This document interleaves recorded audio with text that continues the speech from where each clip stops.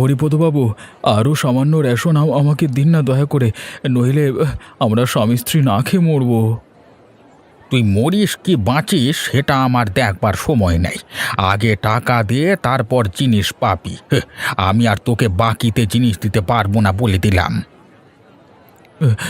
হরিপদদা, দয়া করো, আমাকে সত্যি বলছি, না খেতে পেয়ে মরে যাবো একবারে। আর কত বাকি দেবো তোকে? অনেক টাকা রেশন তোমার নামে বাকির খাতায় আছে, আর একটি দানাও তোমাকে বাকি দিতে পারবো না। বাবু, সত্যি বলছি, আমি কয়েকদিনের মধ্যে দেনা চুকিয়ে দেব। মায়ের দিবি বলছি, এবারের মতো চাল ডাল মশলাপাতি আমাকে দিয়ে দিন। তোমার এই একই কথা প্রতিবার শুনে আসছি। এই আগামী মাস করতে করতে 6 মাস হতে চলেছে। এভাবে তোমাকে বাকিতে দিতে থাকলে আমি পথে বসবো। সত্যি বলছি, আমি আগামী মাসে সব বাকি টাকা দিয়ে দেব। দয়া করুন, এবারের মতো। দূর হ বলছি। বললাম তো আমার দোকানে কোনো অনুরোধ রাখতে পারবো না আমি। বেরো বেরো এখান থেকে, চলে যা দোকান থেকে। ঠিক আছে, চলে যাচ্ছি। এই যে শুনছো, একটা কথা ছিল। আহা, ডাকলে তো পেছন থেকে। তোমাকে কতদিন না বলেছি আমাকে কাজে যাবার সময় পেছন থেকে ডাকবে না। আমার ভুল হয়ে গেছে, আর কখনো ডাকবো না তোমাকে পেছন থেকে। আসলে একটা কথা বলার ছিল। আর কথা বলবার ছিল যদি আগেই তো বলতে পারতে, নয়তো সন্ধেবেলায় বাড়ি ফেরবার পর বলতে পারতে। ঘর থেকে বের হবার সময় কেন পিছু ডাক দিলে তুমি? বললাম তো আর ডাকবো না, কিন্তু কথাটা তো শোনো আমার। আরে বলো বলো, তাড়াতাড়ি বলো। বলছিলাম যে আমার না খুব বড় মাছ খেতে ইচ্ছে করছে। তুমি কাজ থেকে ফেরবার সময় বাজার থেকে বড় মাছ আনবে গো আমার জন্য। আদি খেতা, বড় মাছ খেতে ইচ্ছে করছে? আমি পারবো না সব মাছ টাছ আনতে, আমার কাজে ফেরবার পথে। ধ্যাৎ। আমার ইচ্ছেটাকে গুরুত্বই দিল না। অবিনাশ কাকু বাড়িতে আছেন? ও, তুমি নগেনের মেয়ে পূজা, তাই না?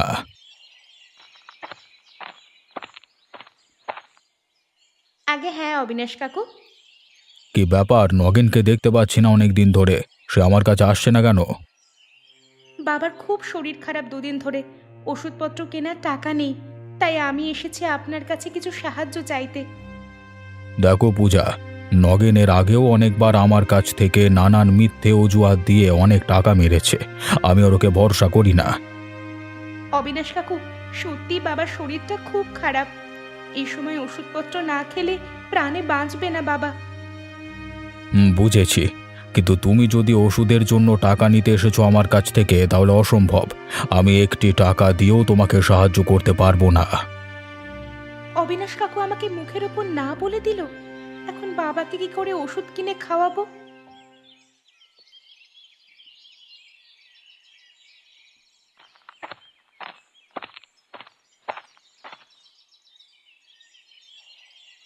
ওহ, তুমি এসে গেছো? কই কই, দেখি দেখি কি এনেছো। খিদেতে পেটটা একেবারে মোচড় দিয়ে উঠছে। কি গো, মুখ লটকে বসে আছো কেন? শুধু সব সময় খাই খাই, এবার আমাকেই খেয়ে ফেলো না, আর ভাল লাগে না। মরণ! তোমাকে খেয়ে পাবোটা কি? ওই কটা হাড় গোড় চামড়ার চাদরে ঢাকা, তার আবার বড় বড় কথা।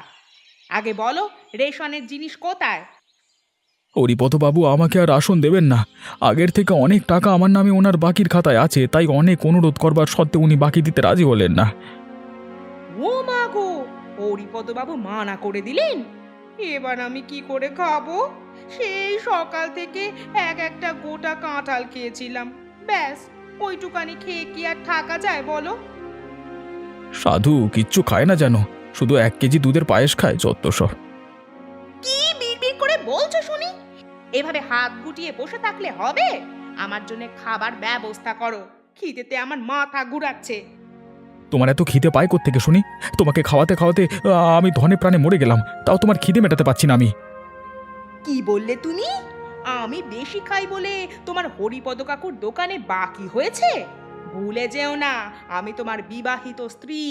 তুমি আমার ভরণ পোষণের দায়িত্ব নিয়েছো। সেটাই তো আমার জীবনের সব থেকে বড় ভুল, তোমার মতো পেটুক মহিলাকে বিয়ে করা। কি? তুমি আমায় পেটুক বললে? তোমার এত বড় স্পর্ধা! নিজের কথা ভেবেছো একবার? কুঁড়ে বলদ কোথাকার, বউ খাওয়াতে পারে না। লতা, হরিপদ কাকুর দোকানে তোমার জন্যই এত ধারে পড়েছি আমি। এরপরও যদি বলো আমি তোমার খাবারের জন্য কিছু করি না, তাহলে আর বলবার কিছু নেই। কোন মুখে কথা বলে শুনি? কিছু বলার মুরদ আছে কি তোমার? কুঁড়ে কোথাকার। লতা, তুমি যদি এভাবে আমাকে কথা শোনাও তাহলে কিন্তু আমি একটা কিছু করে বসবো। আর আর কিছু ভাল লাগছে না আমার। আচ্ছা আচ্ছা, শোনো, একটা কথা বলি। সেসব না করে একটা কাজের কাজ করো, যাতে টাকা পয়সা আসে, বুঝেছো?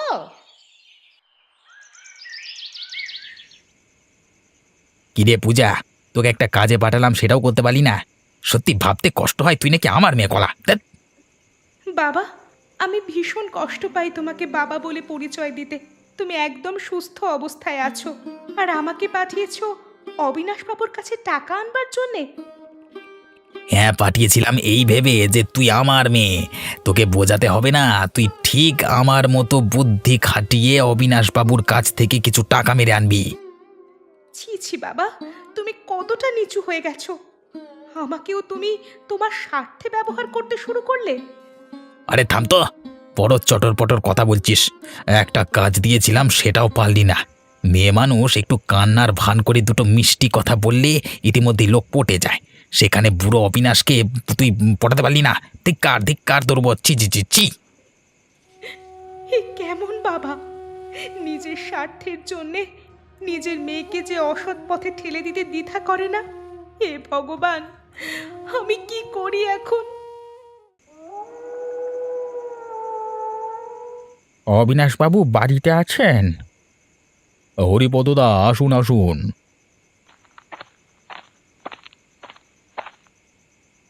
কেন ডেকে পাঠিয়েছেন আমাকে জানতে পারি? কোনো বিশেষ কারণ নাকি মানে?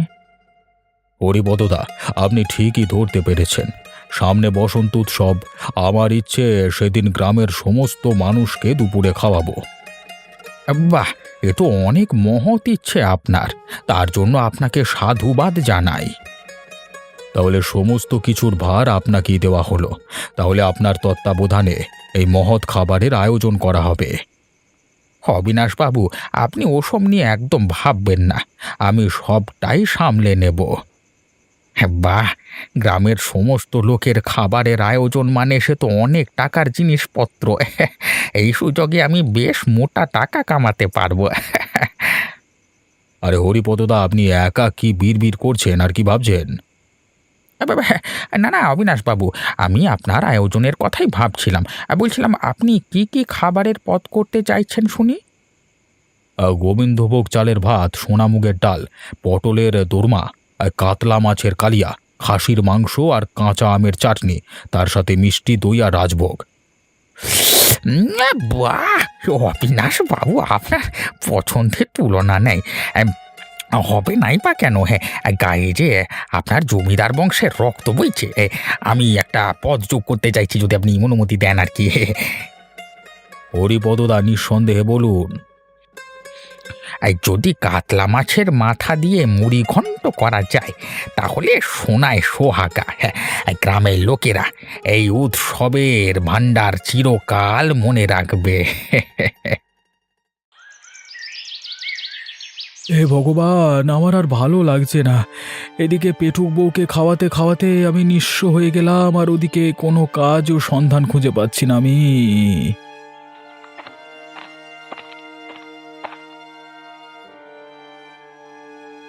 গোপাল জেঠু, তুমি কেন মন খারাপ করে বসে আছো এখানে? জেঠুর সাথে ঝগড়া হয়েছে বুঝি? আর বলিস না, তুই তো জানিস তোর বৌদি একজন পেটুক মহিলা। সারাদিন শুধু খাই আর খাই। কেন গোপাল জেঠু? লতা বৌদি না হয় একটু খেতে ভালোবাসে, তার জন্য তুমি মন খারাপ করে বসে থাকবে? তার এই অত্যাধিক মাত্রায় খাবারের পরিমাণ মেটাতে আমার হরিপদ কাকুর দোকানে অনেক টাকা বাকি পড়ে গেছে। উনি বলেছেন আর একটি দানাও বাকি দেবেন না। ও, এটা তো খুব চিন্তার বিষয়। আচ্ছা পূজা, এবার তুমি বলো কেন এসেছো এখানে মুখ ভার করে? কি ব্যাপার? কি বলি, মনের দুঃখের কথা। বাবার চরিত্রের কথা তো তুমি জানো। কাল অসুস্থ হবার ভান করে আমাকে অবিনাশবাবুর কাছে ওষুধ কেনার জন্য কিছু টাকা আনতে পাঠায়। হায় হায় রে, শেষমেশ একমাত্র মেয়েটাকেও ছাড়ছে না নগেন। এরপর কি হবে? অবিনাশবাবু স্পষ্ট বলে দিয়েছেন যে বাবা নাকি আগে অনেক টাকা ওনার থেকে মেরেছেন, তাই ওনার পক্ষে একটি টাকা দেওয়াও অসম্ভব। তোমারও দেখি আমার মতো অবস্থা। একদিকে হরিপদ কাকু, অন্যদিকে লতার চেঁচামেচি। চলে গেলাম গো। হ্যাঁ জেঠু, বাড়ি ফিরে বাবা আমাকে অবিনাশবাবুর থেকে টাকা আনতে না পারার জন্য অনেক কথা শোনালো। ওহে নগেন, বাড়িতে আছিস?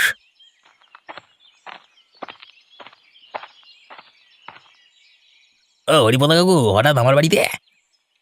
একটি বিশেষ দরকারে তোমার সাহায্য চাই, সে ব্যাপারে কথা বলতে এসেছি। বিশেষ ব্যাপারটা কি জানতে পারি? মোড়ল মশাই আমাকে গ্রামের সমস্ত লোককে নিমন্ত্রণের ভার দিয়েছে। আমার একার পক্ষে এটা সম্ভব হবে না, তাই তোমার সাহায্য চাই। হঠাৎ মোড়ল মশাই গ্রামের সমস্ত লোককে কেন নিমন্ত্রণ দিতে চাইছে? এইবার উনি ওনার বাড়িতে বসন্ত উৎসবের আয়োজন করবেন, তাই গ্রামের সকলকে উপস্থিত থাকবার নিমন্ত্রণ দিতে বলেছেন। হরিপদ কাকু, আমাকে ক্ষমা করবেন, আমি আপনাকে এই ব্যাপারে কোনো সাহায্য করতে পারবো না। আসলে আপনার প্রতি আমার কোনো ক্ষোভ নেই, কিন্তু ওই অবিনাশবাবুর কোনো কাজে আমি নেই। নগেন, এমন কথা বলো না। অন্তত আমার মুখের দিকে চেয়ে না হয় আমাকে সাহায্য করলে। এত লোকের মহাভোজের আয়োজন আমি একা সামলাতে হিমশিম খাবো, তাই তোমার সাহায্য চাই। মহাভোজ? মোড়ল মশাই মানে মহাভোজের আয়োজন করেছেন? কি কি খাওয়াবেন? কি কি খাওয়াবেন না সেটা বলো। গোবিন্দভোগ চালের ভাত, সোনামুগের ডাল, পটলের দোরমা, কাতলা মাছের কালিয়া, মুড়ি ঘন্ট, খাসির মাংস, কাঁচা আমের চাটনি, মিষ্টি দই, রাজভোগ। ওরে কলা, আমার জিভ দিয়ে জল টপকাচ্ছে টপাক টপাক করে। কাকু, আমি তোমাকে সাহায্য করতে রাজি আছি। তুমি এত করে যখন বলছো, মানে আমার মানে বুঝতেই পারছো আমি তোমার কথা কি করে ফেলি বলো। এই মহাভোজ কোনোভাবেই এড়িয়ে যাওয়া যাবে না।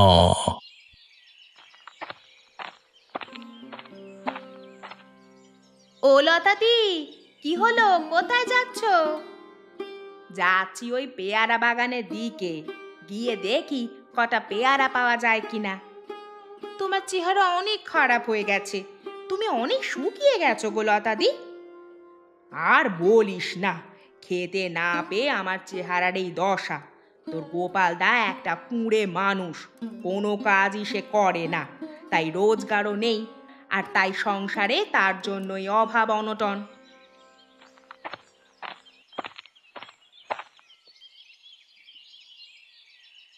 আরে লতা বৌদি, নীলিমা, ভালোই হলো তোমাদের সাথে দেখা হয়ে গেল।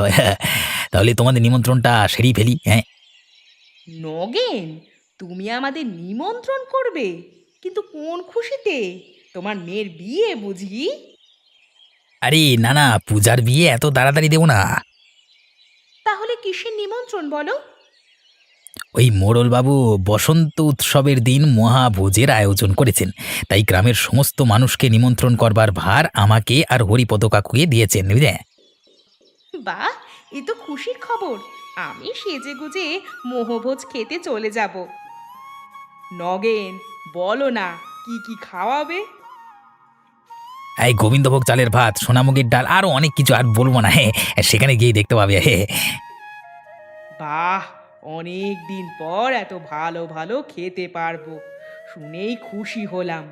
কিন্তু কবে যে সেই দিন আসবে সেই আশাই রইলাম। হ্যাঁ, গোপালের বউ যা পেটুক সব একাই খেয়ে নেবে। আরে 10 জনের খাবার একাই নাকি খেয়ে ফেলে শুনেছি। গোপালদার জন্য করুণা হয়।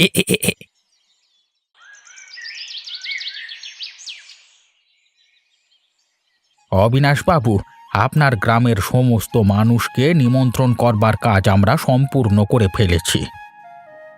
অনেক অনেক অভিনন্দন। হরিপদবাবু, আপনি না থাকলে আমার পক্ষে এত বড় আয়োজন করা অসম্ভব হতো। সে তো আমি আপনার সাথে সর্বদাই আছি, তবে শুধু আমাকে বললে কি করে হবে? আমি নগেনকেও সাথে করে নিয়েছিলাম, কারণ আমার একার পক্ষে একদমই সম্ভব ছিল না। বেশ বেশ, ভালো করেছো। আমি দুজনের উপর বেজায় খুশি। দুজনে মিলে বাজার, হাট, প্যান্ডেলের ব্যবস্থা সবকিছুই করতে হবে। অবিনাশবাবু, আপনি চিন্তা করবেন না, আমরা আছি। আপনার সব কাজ আমরা খুব ভালোভাবে সামলে নেব। মহা আনন্দে বড় করে মহাভোজের আয়োজন করো, তার জন্য আমি একটুও কিপটেমি করব না। আর এই গ্রামের বসন্ত উৎসবে সমস্ত লোক মহাভোজ খুব আনন্দ করে খাবে।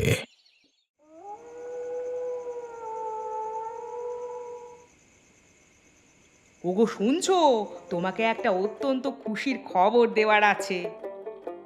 কেন, তুমি মরতে যাচ্ছ নাকি? যদি সেটা হয়, এর থেকে আর খুশির খবর আমার জন্য কিছু হতে পারে না। মরণ! তুমি তো সেটাই চাও আমি মরে যাই। আসলে তুমি আমাকে এক চোখেও দেখতে পারো না। আমার মতো মেয়ে বলেই তোমার মতো লোককে সহ্য করছি। অন্য কেউ হলে কবেই তোমাকে ছেড়ে চলে যেত। আচ্ছা আচ্ছা, বলো দেখি কি খুশির খবর শোনাতে চাইছো, বলো। বলছি, আজ নগেন এসে নেমন্তন্ন করে গেছে আমাকে।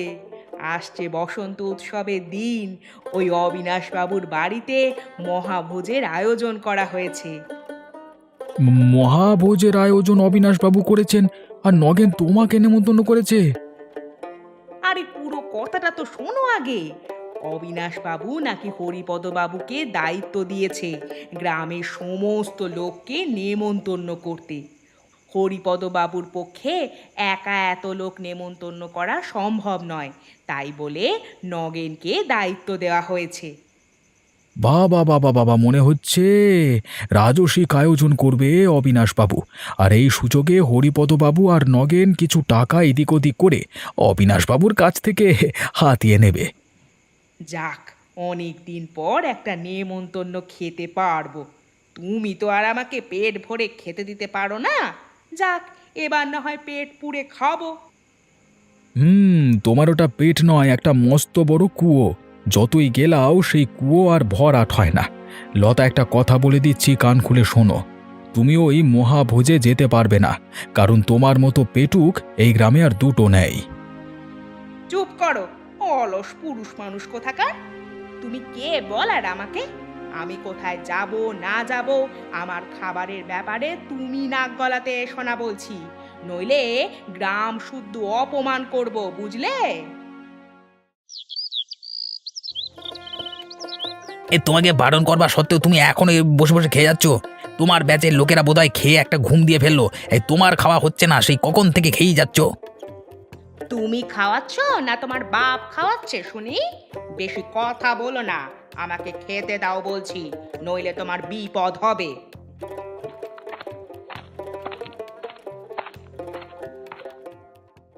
কি হলো, কি কি হলো?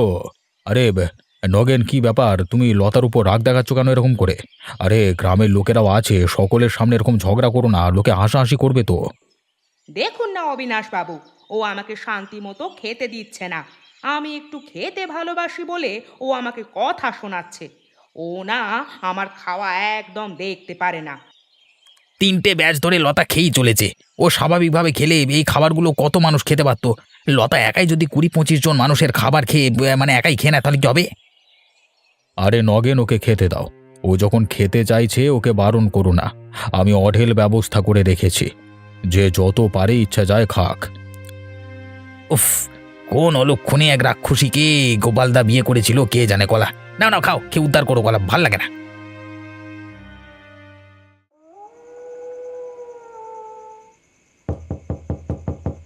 অবিনাশবাবু, ও অবিনাশবাবু, একটু দরজাটা খুলবেন, আমি বিপদে পড়ে এসেছি আপনার কাছে। গোপাল, এত রাতে কি হলো আবার? কারোর কোনো বিপদ নাকি? আগে আমার স্ত্রী লতার খুব পেটে যন্ত্রণা করছে। ওকে কতবার বলেছি কম করে খেতে, কিন্তু কে কার কথা শোনে? হাজার বারণ করবার সত্ত্বেও ওর মতো করে হামলে খেয়েছে। এখন পেটের ব্যথায় অস্থির চিৎকার করে কাঁদছে। আরে এটা তো সবাই জানে তোমার বউ খুব পেটুক, কি আর করবার আছে? যার যেমন চরিত্র, তবে লতাকেও একটু ভেবেচিন্তে খেতে হতো। মানে উৎসব বাড়ির রান্না তো একটু মশলাপাতি বেশি দেওয়া হয়, সেসব রান্না পেট ঠেসে খেলে এমনই হয়। সেই জন্যই ওকে আমি আসতে বারণ করেছিলাম।